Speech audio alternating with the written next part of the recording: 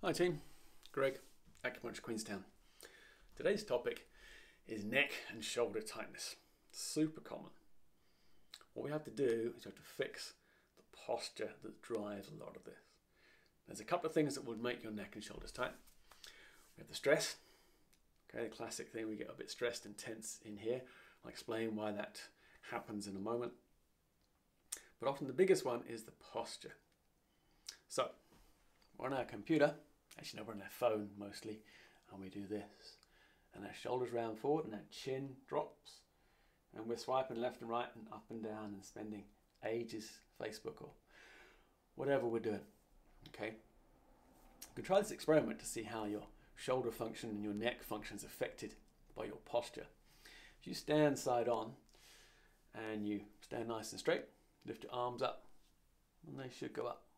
Assume you haven't got an injury at the moment. Now we're going to just round our shoulders forward, stick our head forward a little bit, and then try. And you know what? Stuck here. Straighten up. Oh, it fits. Okay. So as you roll forward, as your chest tightens and you get this hunch, it directly affects the mechanics of your shoulder. And things get jammed up, and they try and go around that jamming by using other muscles that they're not meant to use.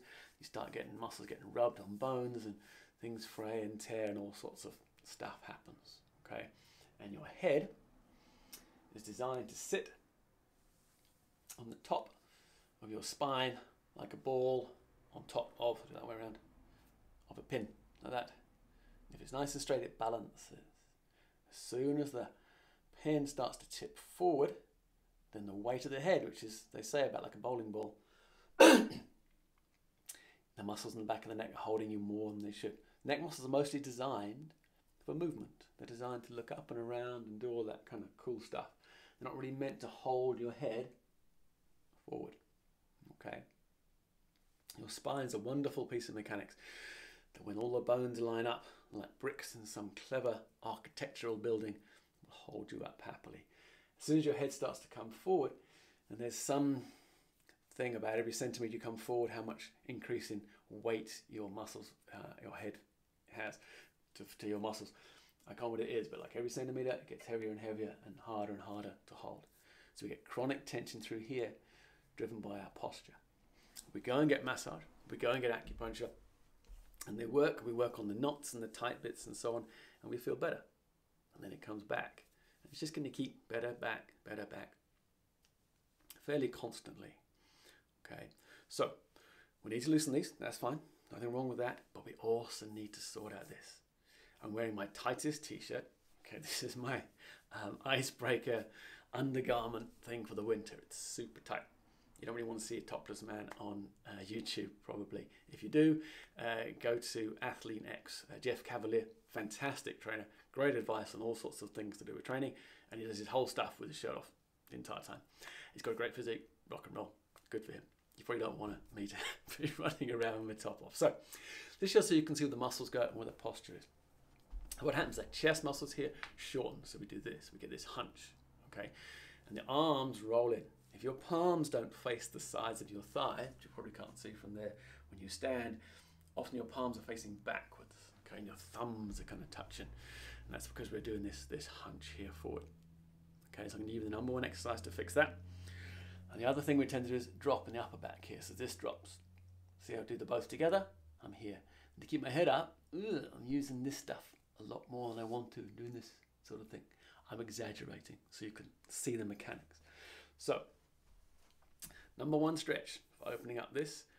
This is called the 1,000-pound stretch, and it's probably the most important stretch you'll ever learn, ever.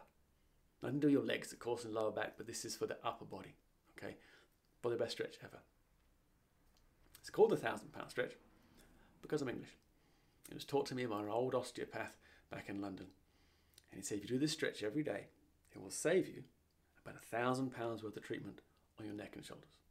So down here in New Zealand, it's a $2,000 stretch. Okay, what we do, I'm just using a bit of roll of treatment table or couch treatment roll. But you can use a roller, foam roller, a bolster, roll up yoga mat, sleeping bags rolled up work quite well. You can roll up some towels, You can round towels around an old wine bottle, just don't break the glass. If I drink it first, I know what you like. Or one of these. This happens to be around. Now, what we're going to do is we're going to pop this. We put it between the shoulder blades. So here. One of those nice long rollers. I wouldn't buy the short rollers. I don't see the point of them unless you're going to roll around on them for massaging. But for the stretching, the long ones are great. So your head's on the roller, and hopefully your bum is on the roller as well. What we do is we bring the arms out to the side here. So we look like this from the front. So if I go back here, I want to look like a cactus. Okay, in yoga we call this cactus arms. The reason for this is I want the arms straight out from the shoulders and the hands here. Now if you've got a bench, you can do this on top of a bench, and you can stretch your arms out. And you can move your arms up and down, keeping that stretch on so you find the most tight spot, the bit that needs the stretch the most. And you stay there. Okay. This is generally the most effective stretch because we get the stretch on the chest, the pec major, which is this bit here when the arm comes out. But the pec minor is a small muscle in here, roughly this angle. Okay. And for this, we want this arm to start rotating a little bit. So we stretch here, and the weight of the hand, normally it starts about here. So if I come forward a bit, a lot of us, when we do this from the side, we're going to look like this, okay? Because there's all these smaller muscles in here. I won't go into the full anatomy of these at the moment, but the coracobrachialis, the pec minor, and other bits and pieces, rolling your arm forward. So we get this, and we work on the chest stretch. We do the arm straight, but if we don't get this, we kind of lose that rotational bit. So we stay in this stretch until gradually our elbow goes back, and then if we wait, the hand starts to rotate back, and we start to take that hunchy stuff out. So we need about 5 to 10 minutes of this every day. If you're on your phone a lot, on the computer a lot, definitely every day, before you go to bed. And it's not difficult. Okay, you're not there trying to go, we want a slow, easy, gentle, mellow, what we call yin, a yin type stretch in the yoga world, just real steady. Close your eyes, turn the lights off, just breathe, and just chill out, okay? The other stretch we can do for the chest is lie on their back on the floor.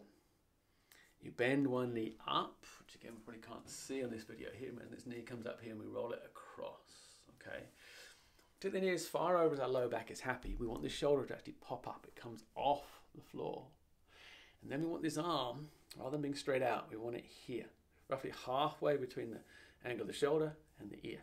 So roughly up here. This, and if we play in this region, usually we'll fail the stretch. We stop, it's more of a pec minor. So those two together will make a massive difference to your hunching posture, which will make a huge difference to your tension through here and your neck stuff. Now there's a lot of other stuff we can do, but in terms of home treatment, do this every day, it will make a big difference. And then anything else that's playing up, we can treat that with acupuncture, cupping, other techniques like that. And then we can see this, again, other exercises for other bits and pieces, but for a majority of us, every day, simple technique to do, okay?